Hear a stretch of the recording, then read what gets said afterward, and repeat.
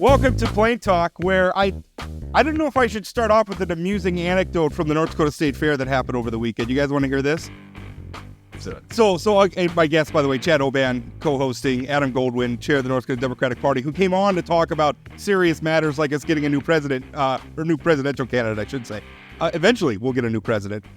But, so I'm out at the North Dakota State Fair. One of the things I like to do, I like to walk through, like, the booths and stuff. I like all the little gadgets, you know, like it slices, it dices, it does your taxes. I don't know. I kind of love that stuff. Less so than my pillow booth. But, so we're walking along, and there's a guy, they're selling like some sort of like an eye treatment that's supposed to like get rid of the bags under your eyes and stuff. But these guys have it, they know their audience, right? Because these guys, it's a couple of dudes in the tightest pants I've ever seen, right? And normally you always think this is what works on men, right? Like women, like beautiful women, and they get men to buy products or whatever. Oh no, these two guys had my wife and my mother-in-law dialed in, right? They had an accent. At the end of the transaction, the one guy told my wife he was going to miss her and all this. We bought $200 worth of eye makeup. That's the send up from all this. That's what happened to me out at the North Dakota State Fair.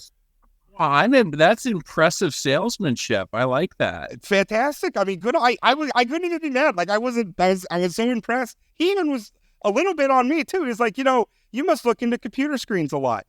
You're a very handsome man. And I'm like, I am a pretty handsome man. You know what?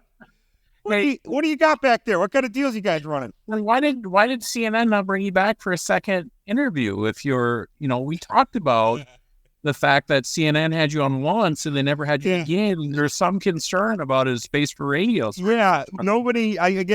Even with the magic collagen topical treatments from the North Dakota State Fair, nobody wants to see this in high definition 4K. Right? Goldwyn has real stuff to do, Rob. Okay. I don't know that. All right. Let's bring our guest on, Adam. Yeah, I would imagine. Adam, how you doing? I'm fine, thank you. Thanks for having me on. I'm sorry for subjecting you to that. Quite the year we had last week. I think is the thing I said to you before we even came on. I'm just recycling my jokes now. Are you? There was a meeting, and this is kind of what caught my eye. Apparently, there was a meeting where they had all the state chairs of the Democratic Party. You guys got together and decided. What was it? An endorsement of Kamala Harris? To describe that meeting for us. Yeah. So I think. You think, well, now I'm in the DNC. I'll be in the cigar-filled back room wheeling and dealing. And I don't know if there is a cigar-filled back room, but if there is, I'm not in that room. This was sort of, we have news, we should get together and talk. And we were all sort of processing in real time what had happened. It seemed to have, I think we found out later that President Biden had even informed his staff only minutes before his own statement went out. So this was really a sort of just, let's get together and talk about what we all just found out about at the same time. We did sort of have a expectation that the things said in that meeting would sort of stay in that meeting. So I don't want to get into too much detail about, who said what at what time or anything like that.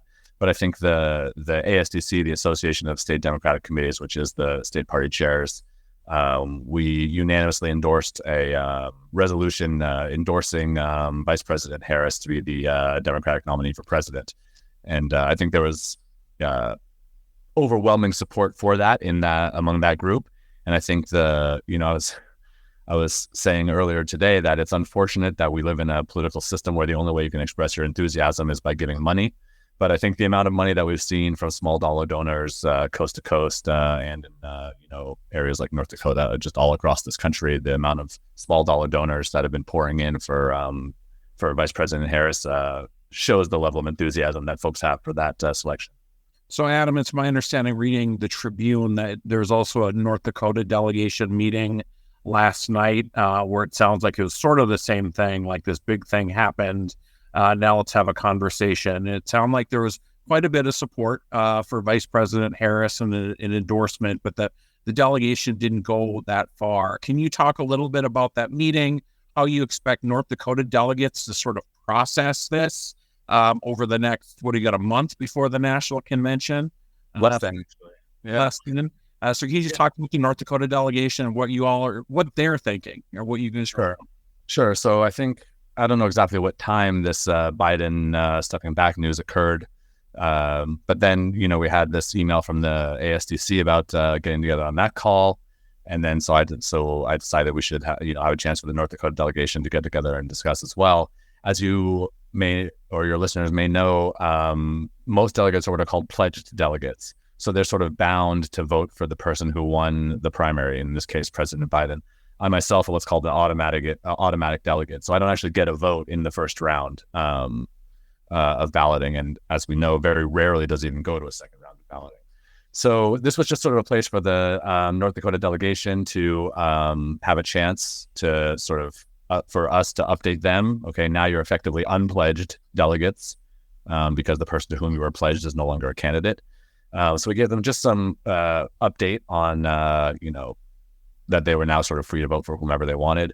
I think, I don't have the exact number. I think it's 22 delegates in total, including the 4 automatic delegates and 18 elected delegates. We only had 20 out of the 22 there. So I think there was unanimity in excitement about Vice President Harris as the Democratic nominee for president. We just didn't want to speak as a group without those last 2 members present.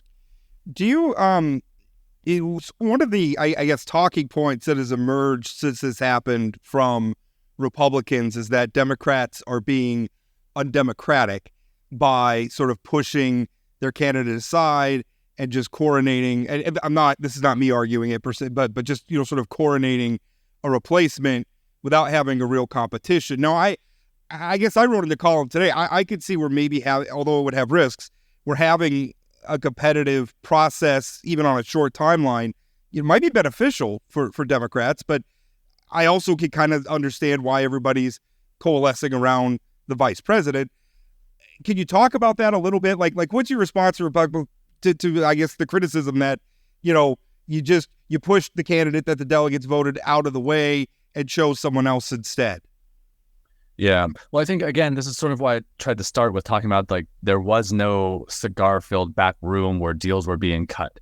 I think no one forces Joe Biden in or out of anything. President Biden has been the president for past 3.5 years. He was the vice president for 8 years before that. He was a senator for 800 years before that. So I don't think, I don't think this is a person who gets pushed around. So President Biden did what he thought was best for the nation by stepping aside. And I emphasize again that it is now an open primary, right? All of those delegates are unpledged delegates. They could vote for whomever they wanted. Insofar as they have all made a decision. I mean, not all, but, the majority of those who have now spoken out have made a decision. I'm supporting Kamala Harris. It's not as though there's some marching orders from the top that we've all received. This is sort of a grassroots swelling support for one candidate that, as is coming out as these state party organizations can get together and people are speaking out individually. So there's no, again, technically, this is the sort of the short answer. It is an open primary. Anybody can run. Anybody can get those delegates to support them. Kamala Harris has the overwhelming support of the Democratic Party, and that's why we're seeing all of the delegates rushing to enthusiastically endorse her. So, Adam, you had mentioned earlier that it's unfortunate that the way that we recognize sort of momentum is through dollars. $81 million in 24 hours is impressive. But I've also felt it in the last 24 hours talking to Democrats, like a change of enthusiasm about this from sort of, we got to beat Trump. I'm not that excited to, well, this is a big deal. Having this very accomplished African-American woman, vice president, running at the top of the ticket. I'm pumped about this. Have you felt that same level of enthusiasm as you're talking to folks? There's also a sadness, right? About how this is the end of Joe Biden's career and all that, but I do sense some enthusiasm here. Yeah, I think it's hard to say we're North Dakota Democrats. Enthusiasm isn't our stock in trade. And, me personally, once you're involved in politics for a while, I always think that, an enthusiastic vote counts for one, just as an unenthusiastic vote does. So I think that there's broad surging momentum and excitement for Kamala Harris, but I keep thinking to myself that, campaigns are an emotional roller coaster. To say I'm enthusiastic because Joe Biden nailed it at the State of the Union, and that I'm devastated because Joe Biden didn't do well at the debate, and I'm elated because I think our odds are improved by some random thing that Trump said about loving Hannibal Lecter and sharks and boats and whoever knows what the hell he's talking about, right? So I try to sort of constantly say, like, let's just keep an even keel through the ups and downs of any political race at any level. And, fundamentally, I think the work hasn't changed, right? The job is to advocate for democratic policies that I think that we think will help improve the lives of North Dakotans and people across the country, talking to voters, getting our mailers out, getting our digital out, getting our field organizers out. So I think, there is a huge surge of enthusiasm, but enthusiasm, it can come and go. Really, the work remains of turning out our voters on election day and persuading persuadable voters that we have the policies that can help them. So I'm enthusiastic. I'm excited. I honor and recognize the momentous decision that President Biden has made in not seeking re-election. But I think the important takeaway for me is that, fundamentally the work of winning an election remains the same, and that's day in, day out, shoe leather work. One thing, going back to the process of selecting a new candidate, which isn't official until the convention. In order for for voters to have a choice, first, other candidates have to put their names forward. And so far, it seems like every possible name that could have maybe put their hat in the ring as well has endorsed Kamala Harris or said they don't want to run. I think Joe Manchin flirted with it for a hot minute, but that's out the door now. He mentioned very quickly on this one. He mentioned very quickly. Yes. Went from maybe to no. Yeah, that was quick.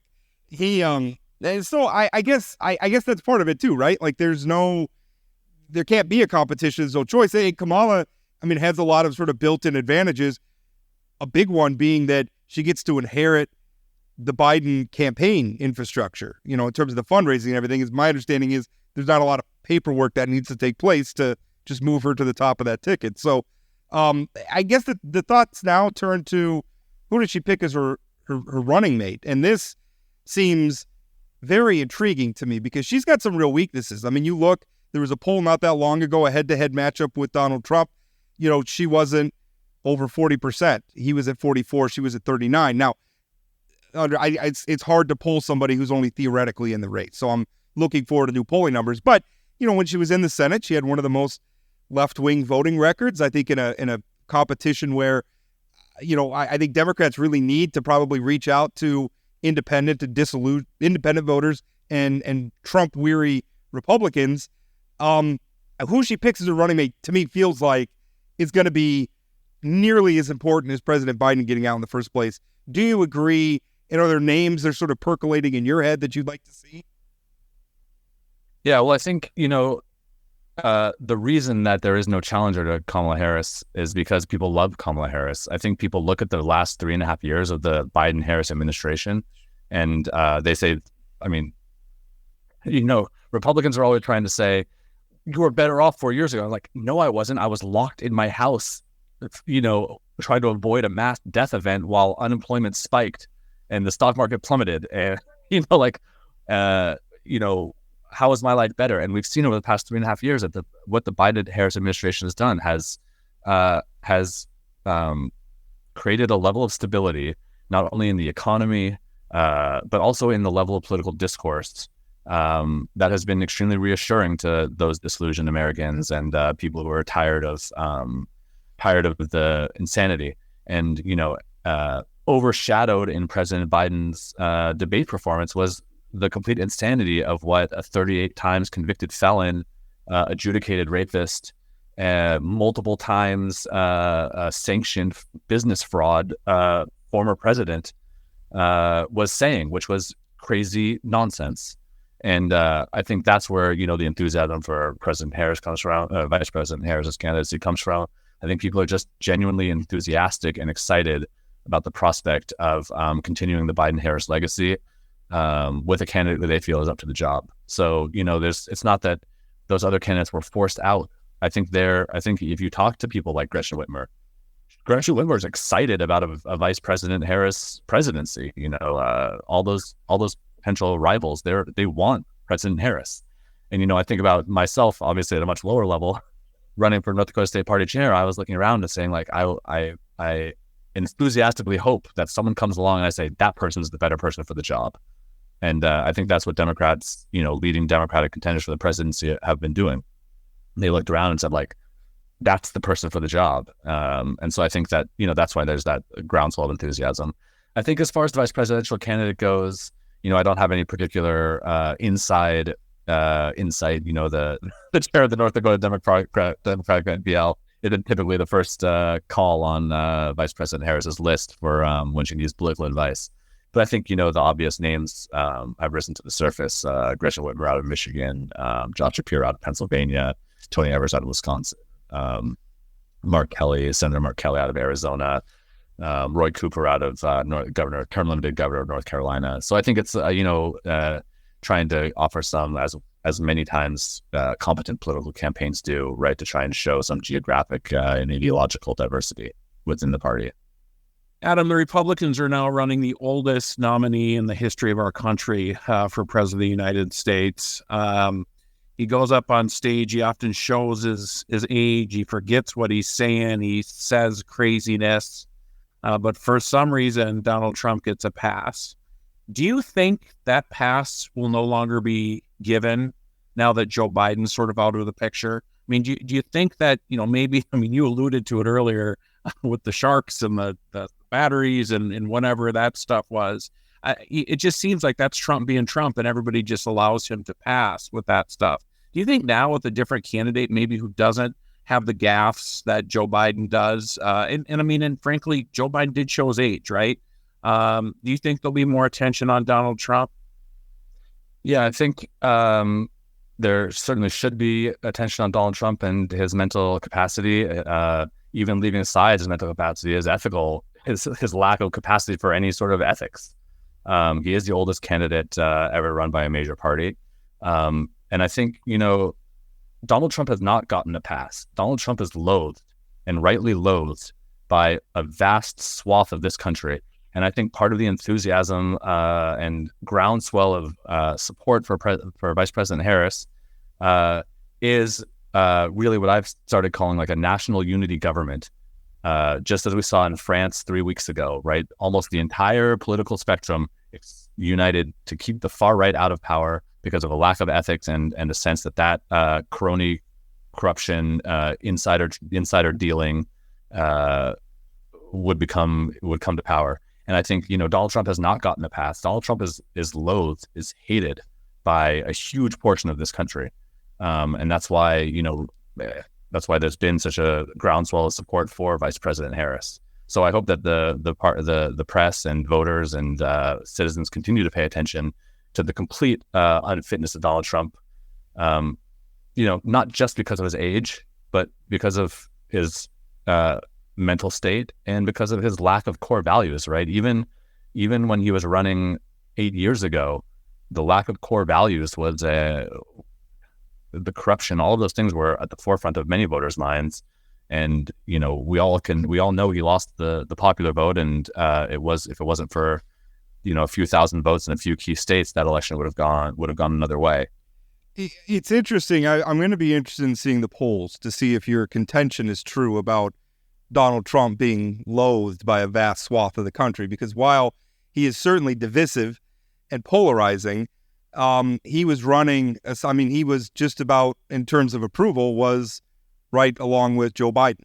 And maybe some of that is, Joe Biden's age-related issues or were distractions that allowed people to sort of do some whataboutism with the things that Trump would say or do. But I'm interested in when we because Kamala Harris, frankly, has not polled that much better against Donald Trump. Now, again, you're polling a theoretical matchup, and there's problems with that. So I'm going to be very interested in starting to see some data emerge about whether or not she can do significantly better against Donald Trump. Because, well, you're right, Adam, there are plenty of Americans that loathe Donald Trump.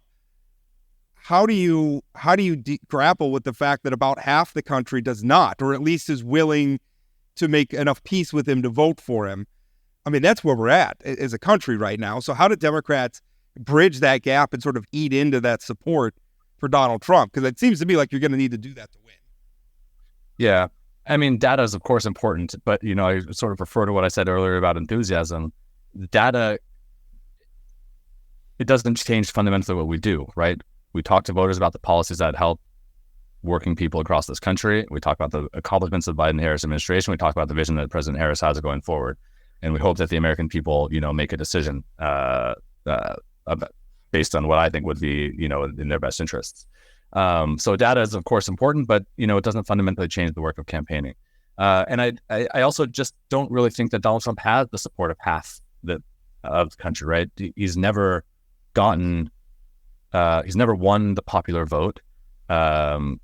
He's never, when he was in office, voters repudiated him in the 2018 midterms. They repudiated him in 2020 election. 2022 midterm, was a sort of mixed result with Democrats taking back the Senate, narrowly losing the House. But I don't think that there is half for Donald Trump. I think that, less than half. And, I also think about the under 18s who don't get a vote at all. And once you factor those in, the support for Donald Trump is substantially less than half the population of the United States, even if it is 44% of the it's enough to win elections, and that's, for our purposes, that's what matters, I guess. And that's, to me, is the thing and I'll be honest, like, I'm not asking this, like, I struggle with this as well. Like, my feelings about Donald Trump are well publicized at this point.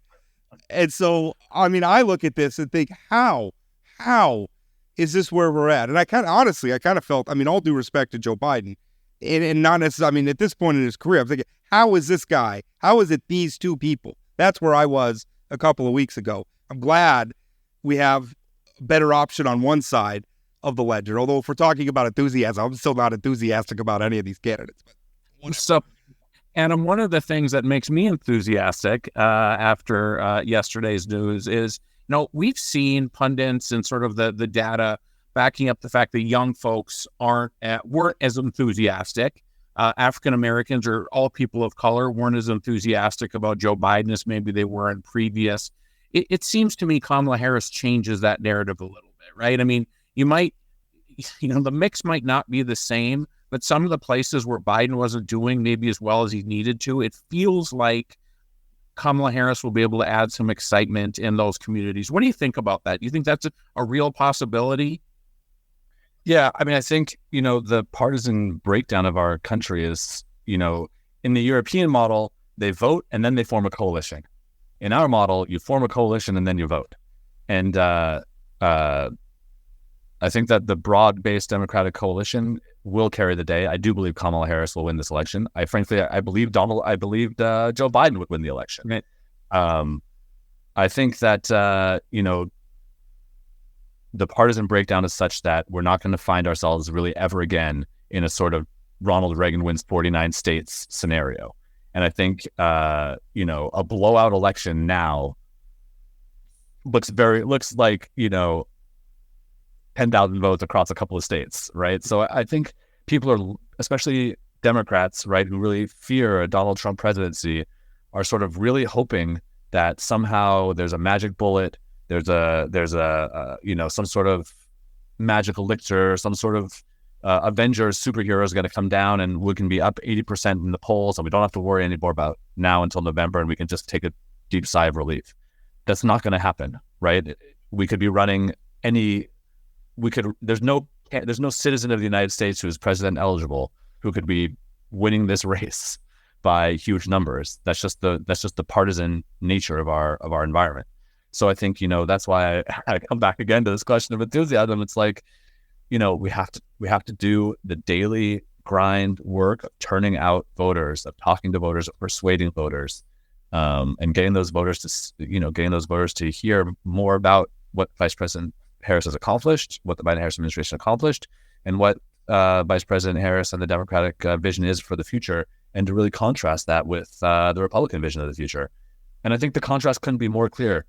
Joe Biden was willing to set aside his own personal ego and say, I'm gonna step aside from this race. I mean, how rare is it in the history of our country, of any country, for someone at the apex of political power to voluntarily cede that power in the interest of, for what they perceive to be the betterment of the nation? Does anybody truly believe that Donald Trump would ever put the nation in interest above his interests. Joe Biden and Vice President Harris were running to improve the United States. Donald Trump is running to stay out of jail. And I think that the contrast could possibly be more clear between our two parties. It's refreshing to hear you talk about persuading voters, because I do think that's something. I mean, this situation, at least as seen through the lens of cable news and the national news media and social media and talk radio and all that, which I realize isn't everything, but it's a lot. I mean, that's the lens I would argue probably most voters see this through, unfortunately. They really have been looking for an Avengers, and the Avengers have been named people like Jack Smith and Alvin Bragg, right? Thinking, oh, we'll put Trump on trial, we'll get a conviction, and he won't win, and that has not worked. The Mueller report will save us all. Right. Yeah. It's been one after another, and it hasn't worked. And I think the things that Democrats have looked over is identifying voters that they could take away from Donald Trump and figuring out how to appeal to those voters and reaching those voters.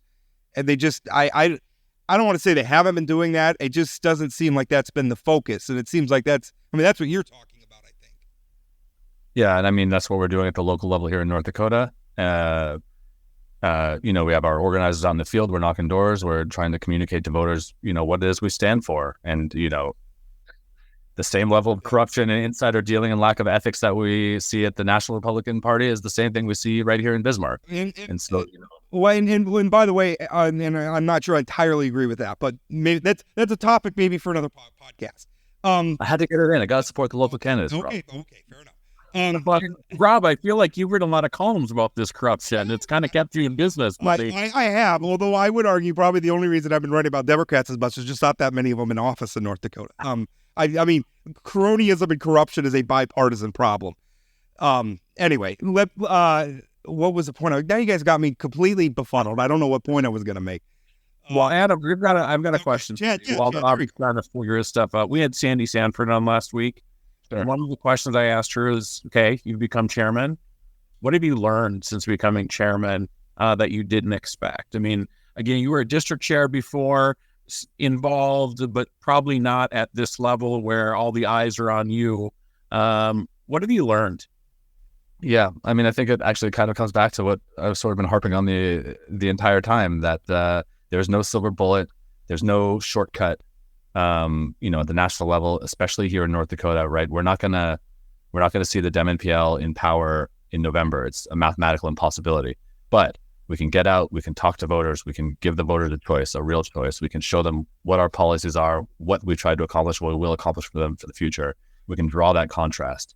And, there's no simple or easy way there's no sort of, simple cure. It's a daily grind of getting those small dollar donations, getting out and talking to neighbors, getting those organizers in the field, getting the candidates to get out there and talk. And, it's just earning the trust of North Dakota voters or national voters, one voter at a time. And I think, we were speaking earlier about the under 18,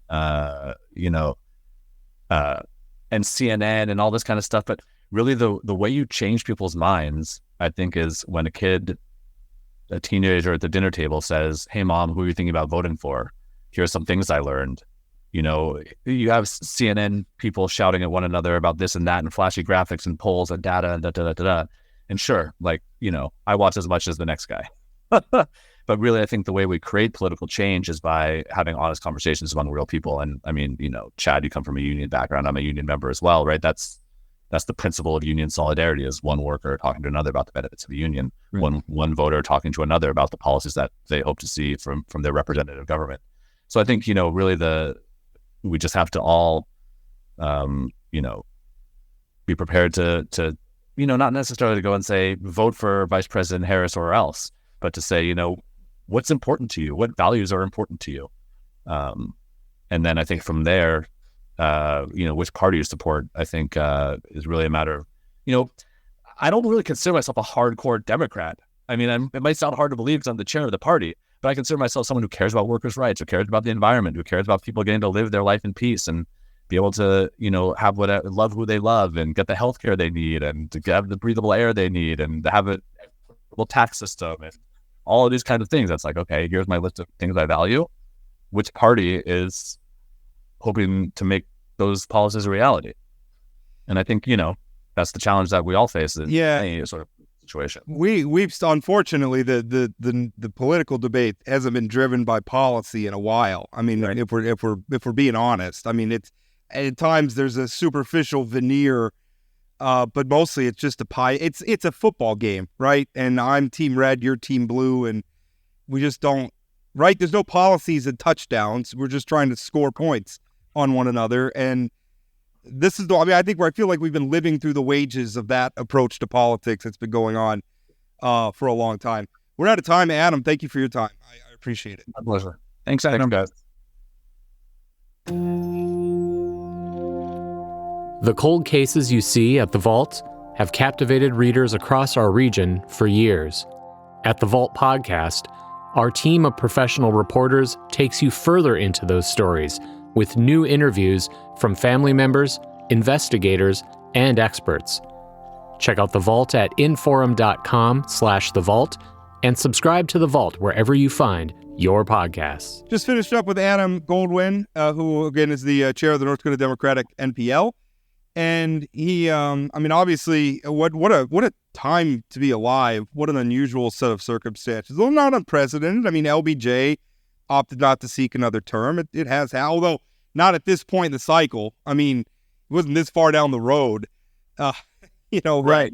And this was kind of thrust on Biden. I mean, this was a health thing, which, by the way, is the thing I don't understand. I mean, I've been watching all over my social media all day, and you saw really on cable news. I mean, this is a Trump campaign talking point that somehow this is anti-democratic, and they're making it seem like Joe Biden's like the victim here. There's no question, and I'm going to be critical of Joe Biden a little bit. He was holding on to this too hard. There should have been some self-awareness a while ago that he wasn't going to be able to do this. So you could be critical of Joe Biden for that, but ultimately this was his decision. Nobody could have. I mean, he could have weathered the storm if he wanted to, tied himself to the mast, but he didn't, and he made the choice. And now the Democrats are making their choices, and it looks like it's going to be Kamala Harris. And I don't think there's anything anti-democratic. I mean, what's the expectation that this person? I mean, I don't understand how Republicans can go from Joe Biden is clearly unfit, not just to be the president for the next 4 years, but to be the president until January, right? Which I kind of agree with as well. I'm not so sure he's even doing the job that well right now, but I don't know how you go from that to, oh, it's terrible that they stole this from him. Like, yeah. So a couple of things. One, I think Adam Goldwyn is a great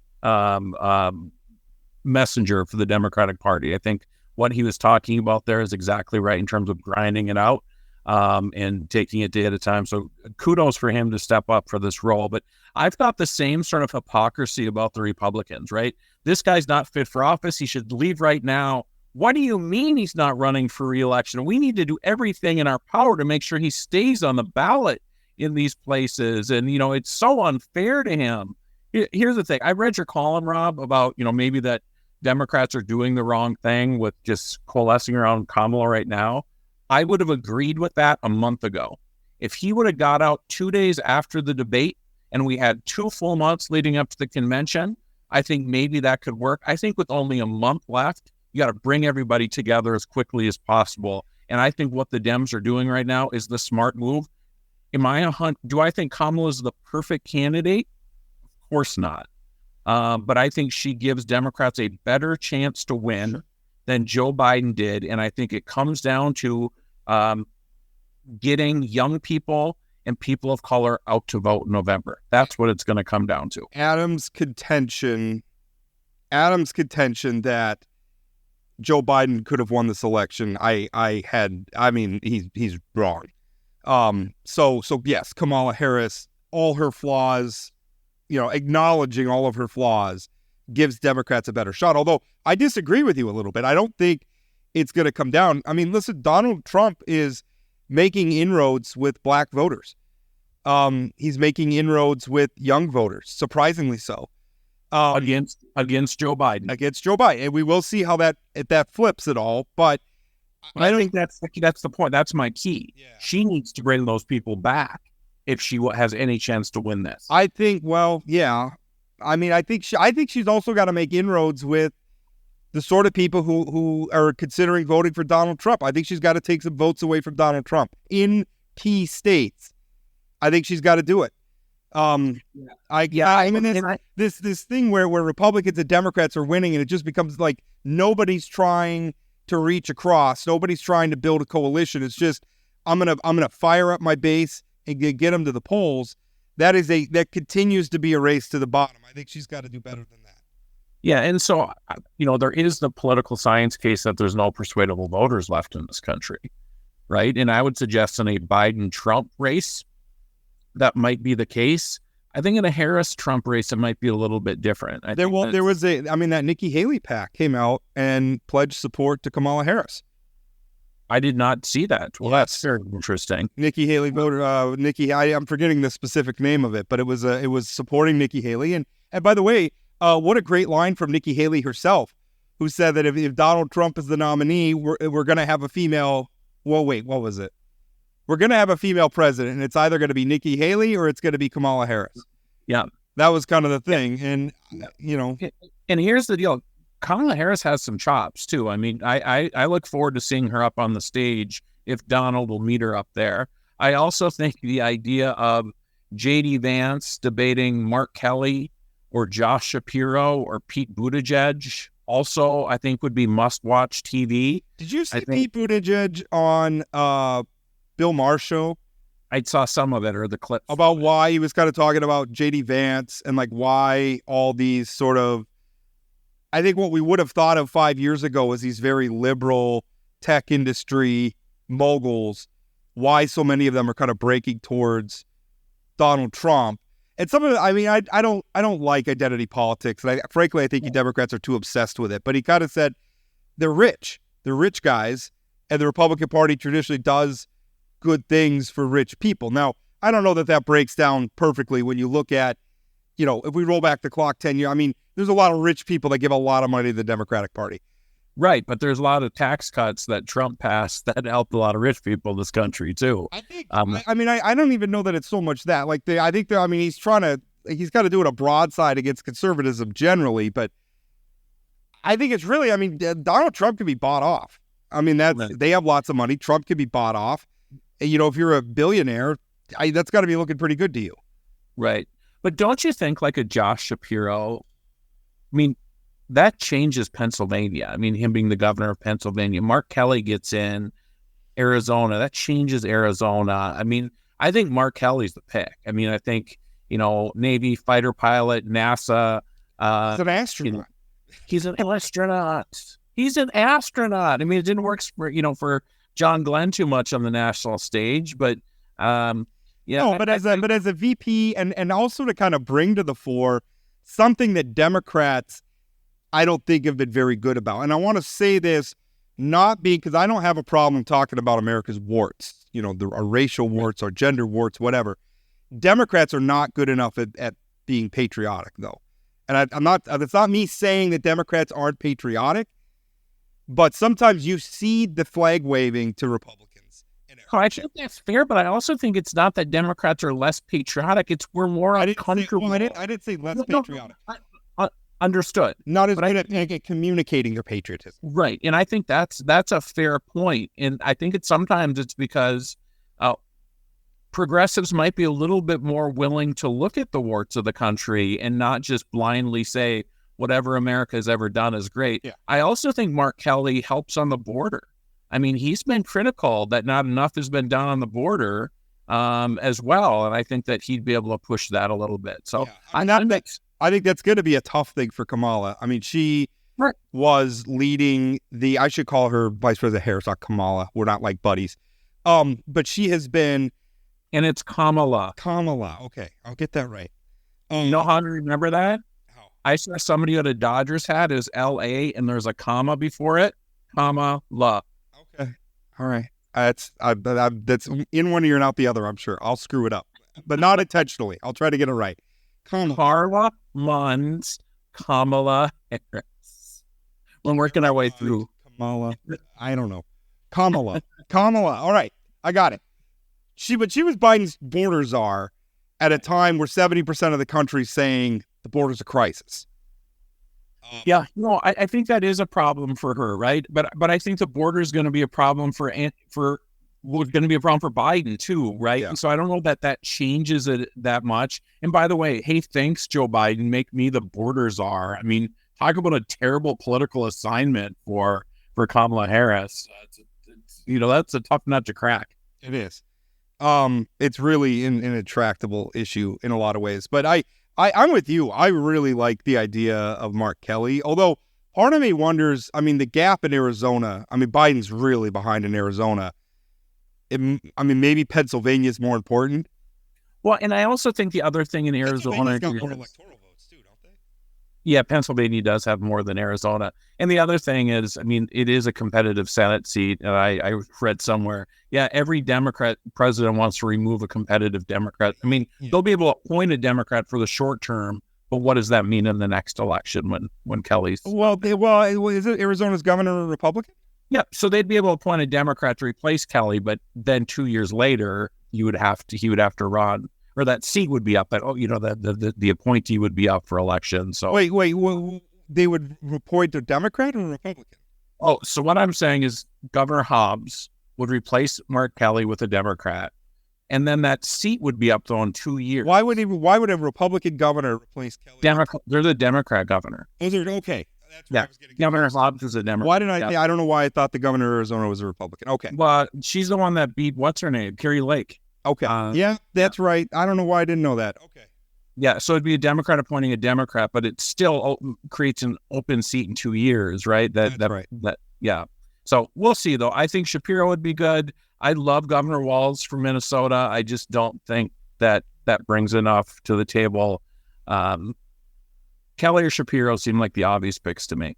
Oh, Buttigieg. I'd love Buttigieg, but I don't know that the country's ready for a female African-American president and a gay vice president. But what do you think about the fact that Kamala Harris is an African-American woman and how much of a drag that potentially could be? I honestly think it more of because I did to your point about the constituencies that Democrats need to shore up. I don't think it's going to be that much of a drag on her. I think it's going to be a plus. And the reason, because there are demographics that Donald Trump's been eating into inexplicably. I don't understand that. And I would like to maybe read some books or something about why that's happening. But I think she helps in places where Democrats have been hurting. And the sort of people who are going to care about the fact that she's a woman and a black woman, and she's also got some like South Pacific heritage or something like that. I think so, yeah. The sort of people who are going to care about that probably weren't going to vote for a Democrat anyway. So right. I also think she helps with suburban women as well. I mean, she's obviously been out there leading on the abortion stuff for the Biden campaign. I think her going out and talking to suburban women about that issue could potentially be. Because that issue's been very quiet. And every time I hear Democrat, somebody was telling me that earlier today, and they were like, well, she's a woman, so she's going to be able to talk to this issue, and Democrats are just going to take it to Republicans on abortion. First of all, I don't sense the abortion issue has not been as prominent this election year as I was led to believe. And also, it's a very confused issue right now when you look at that Donald Trump has moved his party into the center, towards the center, I should say. He's trounced. I don't think people believe that, though. I mean, on one hand, he's saying, I moved the party to the center, and then appoints a vice presidential nominee who wants a national abortion ban. I mean, I don't know how that's moving the party to the center on abortion. Yeah. But I think the other thing that she can do, again, it's about turning out folks. Are suburban women going to be more excited to go out and vote for Kamala Harris than they were for Joe Biden? Probably. Yeah, I think that's probably a fair point. I don't know that this race is going to be decided by abortion. I think it's going to. I think the abortion issue has fallen way down the list of top issues for voters. But I think it's a bunch of little things, right? This race is going to be so close. If you can bump up turnout in suburban women by 2%, African Americans by 3%, I mean, that's where you're going to win this thing in these swing states. When do you think we're going to get an announcement on a VP? So I think I read somewhere that several have already handed over their financial information. If I'm Harris, I move fast. I get it done in the next week to 10 days. And I don't think she waits until the convention. I don't think she waits until she's guaranteed the nomination. I think she does it as soon as possible. Consolidate the one thing, and the one like so when I was arguing that it might be good for Democrats to have a competition, part of me was thinking is deprive Donald Trump of attention. Right. Because that's what he does, is he just dominates news cycles. And so if you have this competition going on and everybody, I mean, that's kind of what he did with his VP pick, right? Everybody was talking about it endlessly. Who's it going to be? Doug Burgum, J.D. Vance, who knows? I mean, I feel like Democrats have to do some stuff like that to like occupy some news cycles and keep the wind in their sails and out of Donald Trump's sails. Yeah, I mean, the only thing, I mean, I think Democrats at this point want this election to be about Donald Trump, right? This needs to be a referendum on Donald Trump, which is easier to do now that it's not Joe Biden.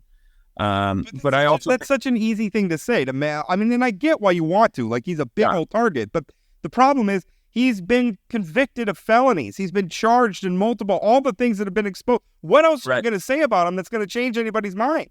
I think that's a very fair point, Rob. But something else that I think you've mentioned in the past, or maybe we've talked about it, is if all the attention is on the Dems, Trump also gets antsy. He starts saying crazier stuff, right? To try to break through the cycle. And I think it is, let's remind people of, Adam brought it up, the debate, the focus was on Biden, rightfully so.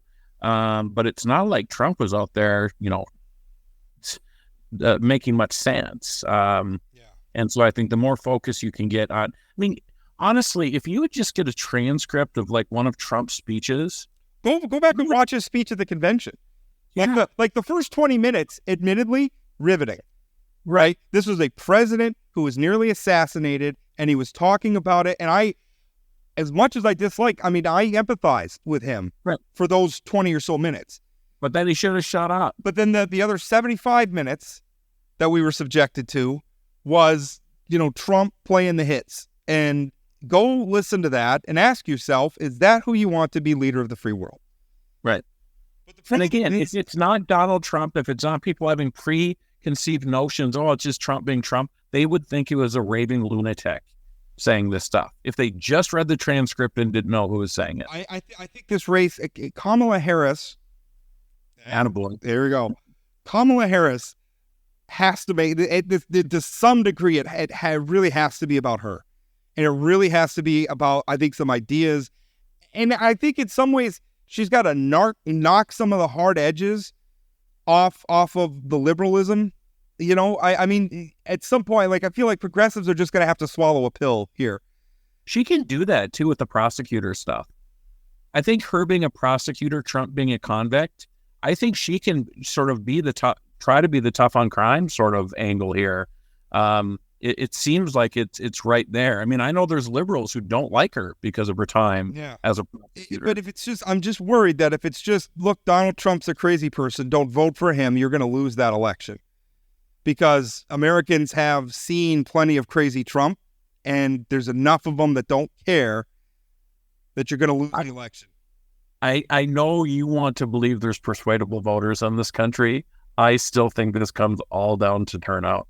It all comes down to turnout. And if she can fire up that base, I know you hate it, but that's the reality of this election. I just don't know. And maybe, this is bigger than this moment we're in, but I don't know what we're doing if we're not even trying to persuade one another anymore. So, Rob, but who do you know that has decided who has not decided between, and it's different now today than it was 2 days ago, but who hadn't decided between Biden and Trump? I don't know anybody. I know a couple of names that are not gonna vote for Trump now that, and really the inflection point was Doug Burgum not being the VP and J.D. Vance being the VP, and now they don't feel like there's a circuit breaker there. That's what they were looking for. But, that's anecdotal. That's a couple names. Were they ever going to vote for Joe Biden, though? I don't know. I guess we haven't had that conversation. I can't say. And again, I don't ever know how to feel about anecdotes, too, right? Because it's really easy to grab onto a couple of those and say, these are representative, and, maybe they're not. I am going to be really interested in the polling. And I understand what Adam was saying that, from his perspective, it doesn't really change anything. And that's right. He has a job to do, no matter what this plays. Yep. But for what we do, I am really looking forward to getting some data in, because I don't know. I mean, I think there's this expectation that there's going to be like this groundswell of support for Kamala Harris, but she was not. I mean, she was not that impressive a candidate when she ran in 2020. She really wasn't. Her political career is not exactly replete with. I mean, and granted, this was 14, 15 years ago now, but when she first ran for Attorney General in California, she almost got beat by a Republican on the statewide ballot in California. Yeah, and I read somewhere that she and Biden grew up so differently in their political careers. He in Delaware glad-handing, knew all the people, and her in California, where it's this raise as much money as possible, and that they're just sort of different generations of campaigns.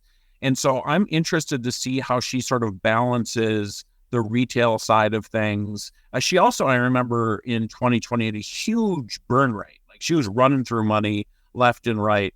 There's going to be no shortage of money here, obviously. So I don't know. I think that you have $81 million coming in 24 hours. There's something there. And that's from grassroots. That's not even the big donors, right? That's just $81 million from the grassroots through Act Blue.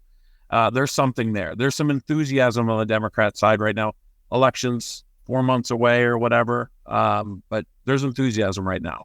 Somebody asked me the question about how all of this would impact down ballot races here in North Dakota. And I didn't really see. I don't see how it changes anything for North Dakota. I mean, I don't think. I mean, the gap between the candidates in the statewide race is enormous.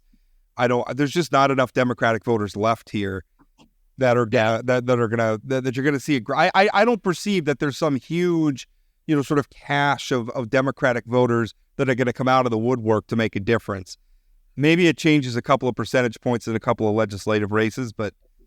That's exactly where I was going. Maybe a few points in Fargo and Grand Forks, but this isn't going to be a huge amount of difference on the statewide ballot. Where do Democrats go if they do this and Donald Trump still wins? Yeah, so I think that's one of the most interesting things. I mean, I have done some thinking about the finger pointing after this is all done, because the Biden people will say, "See, told you." Our guy was the only guy that could win. If you would have just let us go through, we would have done it. And I think we both agree that wouldn't have actually happened. If Kamala loses, I mean, her career is done. Kamala. What did I say? Kamala? I said Kamala. Oh my gosh. Kamala. I'm so sorry. I've done this to you. Now we're both in each other's brains. Anyway, I don't know what happens if Biden or if Trump wins again. I will tell you, I think 2026 will be a great year for Democrats if Trump wins in 2024. But beyond that, I don't know. And I think then the other question becomes, where does Trump? What happens with Trump? Does MAGAism die with Trump after 4 years of being in the presidency? Or is J.D. Vance sort of the next generation? And can anybody pick up where, he's such a unique person? I don't know. I kind of still feel that only Trump can be Trump. But I don't know if that's wishful thinking on my part. I mean, that was certainly the talk, is that, J.D. Vance, the old guy. And I do agree, like the old, sort of Reagan coalition in the Republican Party is dead. I mean, there's not a heartbeat left. Voters like me are not wanted as I can tell from my Facebook comment section, are not wanted in the party anymore. They don't want people like me. So that's where that's at. I wonder though, I mean, given that transformation that the Republican Party has gone through, what could the Democratic Party transform into that could win some of those, you know what I mean? Like complete the realignment. Like, where have these cast-offs for the Republican Party, can Democrats give them a place to go while still holding their other coalition together? Well, Rob, the other side of that is, if Dems lose to Donald Trump, does the far left take over the Democrat Party in a way that Donald Trump was able to take over the Republican Party? I don't know the answer to that. I mean, I'm of the opinion that let's just make sure Donald Trump loses in November. And again, I think it's been 24 hours. There's a lot of people trying to figure out how this all plays out. Let's give it a little bit of time. Do you think there's going to be any drama at the Democratic convention, or do you think by the time we get there, they're going to have this nailed down? I cannot believe how well this has been orchestrated or come together at this point. I mean, I don't see the drama. Especially since it wasn't like staffers were being given the roadmap ahead of time. By all accounts, they all learned about the same time the rest of us did. And then you had all these elected officials just sort of, I don't want to say falling in line, but sort of saying, okay, this is what we got to do in order to win. Maybe that's what lends itself to the Republican talk, which I don't agree with. But maybe that's where they're saying all the fix was in. There's a lot of Democrats for the last month wringing their hands saying, why isn't there any movement here? Right. And I think that Democrat electeds and whatever were giving Biden room to make the decision on their own. And then he did make the decision on his own. And then it just one after another. And, over leading up until this weekend, there's some tea leaves being dropped, some Obama stuff. So, it just felt like this was going to be the weekend to make the decision. I also think all the people for calling for Biden to drop out helped make it sure that Joe Biden couldn't get elected president, right? If everybody just would have said everything's fine after the election, maybe he could have recovered, or after the debate, maybe he could have recovered. But once you got a third of the House going after him, I mean, what were those people going to do? Just kidding. He's okay now. Yeah. Well, and also, I mean, it was kind of the dog that wasn't barking, too, where you weren't seeing Barack Obama come out of the woodwork and go to the mattresses for him. You weren't seeing Nancy Pelosi do it. You weren't seeing Chuck Schumer doing it. Now, they weren't necessarily coming out saying resign, but it was the dog that wasn't barking there, which to me was saying this guy's toast. Right. Yeah. And ultimately, Joe Biden made the right decision. And the Republicans have Donald Trump, the oldest nominee in the history of this country, at the top of their ticket. I mean, if we're concerned about Biden not being able to do the job when he's 81, I think those same people should be concerned about if Donald Trump can do the job when he's 80 years old. It is going to be interesting to see the extent to which Democrats can turn the age thing on its head now. Because, I mean, all along, I was consistent in saying they're both. Right. They're both, neither of them. Joe Biden was clearly more infirm than Donald Trump. There's just Trump's more vigorous. But I always think of like those famous photos where you have like Barack Obama at the beginning of his term, of his presidency, and at the end. The photo of George W. Bush at the beginning and the end. These are vigorous, relatively young men when they served in office, and the toll it took on them physically, what they went through, George Bush with, obviously 9/11 and Iraq and Afghanistan, and then Barack Obama, still Iraq and Afghanistan and the financial collapse. And I mean, being the president is a horrendously taxing job. And I don't think somebody who's going to be 80 years old while they're in office is up to it. And again, you watch the video of Biden at 76, 77 compared to 80, 81. There's a difference there after his 4 years in office. Like really, really. And it can happen quickly. And not to, make it like bring in a sports analogy, but how many times do you see a 35, 36-year-old baseball player and like in the middle of the season, they just can't hit a fastball anymore. They can't catch up. Can't catch up to a fastball anymore. Right. And can't cheat on the breaking. It just happens. That's right. How it is. And it's sad and we don't have to like it. But in the end, Father Time comes for us all. That's where we're at. All right, we're going to put an end in this one. Coming up on Wednesday, last week we had Chancellor Mark Hagerott on to talk about what's been going on out at Dickinson State with the nursing program. This time around, we're going to have one of the nurses from the program on the show. Trista Keith is going to be on, obviously, to give the other side of that. That's going to be an interesting conversation. And then coming up on Friday, we're actually, the Ethics Commission is going to be looking for new members, and they want to get that word out. And so I think somebody from the Ethics Commission, they called and pitched me on coming on the podcast, and I thought that would be a great idea because we have two conversations, and it's always tricky talking to them because they can't talk about what they're investigating. Like by statute, They can't bring it up. Right. But the Ethics Commission has been in the headlines a lot, and it might be a good time to remind voters of what they've created at the ballot box and what it is they're doing and what the plans are, and also get it out there that this is something people who are interested, you can apply and you could potentially serve on this commission. And I'd love to hear their take on campaign finance violations, if those things should be under the umbrella of the Ethics Commission. It was funny. So Rebecca Binstock is the one who called me, and she told me that I wrote a column about that. And then 2 days later, the Ethics Commission asked for some drafts to start being written for those sorts of rules because the Constitution do that. Now, I think the ethics, even though they have constitutional authority, I think the Ethics Commission needs to be cognizant politically a little bit, make sure they're getting the legislature on board as well. I mean, if you want these things to be functional and you want them to work, you got to build a coalition around them. So hopefully that's what they're going to do. But anyway, that's coming up Friday. Really looking forward to the conversation on Wednesday. Thank you so much for listening. We'll talk again.